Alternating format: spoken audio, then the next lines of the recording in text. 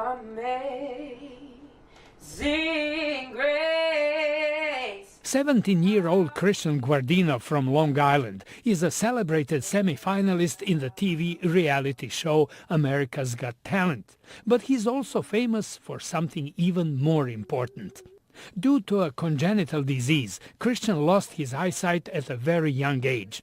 Using gene editing, doctors at the Children's Hospital in Philadelphia managed to repair the faulty gene, not only for Christian, but for other patients. When the correct copy of the gene is delivered to their retinas, they can begin to see. Editing the long strands of DNA molecules that form our genetic picture involves inserting a harmless virus that contains the corrective gene into the affected tissue, in this case the retina.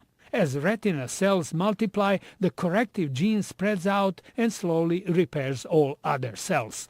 Doctors from Italy and Germany used the combination of gene editing and stem cell therapy to save the life of a Syrian boy suffering from a debilitating genetic skin disease that caused constant painful blisters and open sores. Doctors took a small piece of the boy's skin, altered it to correct the genetic flaw, combined it with stem cells, and grew new skin that was grafted onto the boy's body, eventually replacing most of his damaged skin. This kid is back to his normal life again. That's what we dreamed of doing, and it was possible. At 44, Brian Mado is among the oldest survivors of a rare genetic syndrome that typically kills patients much earlier. I've lived so long that I'm pretty happy I've gotten this far.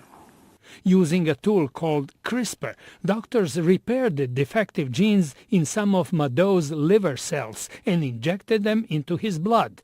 When the repaired cells reached his liver, they transferred the changes to other cells in a fix that appears to be permanent.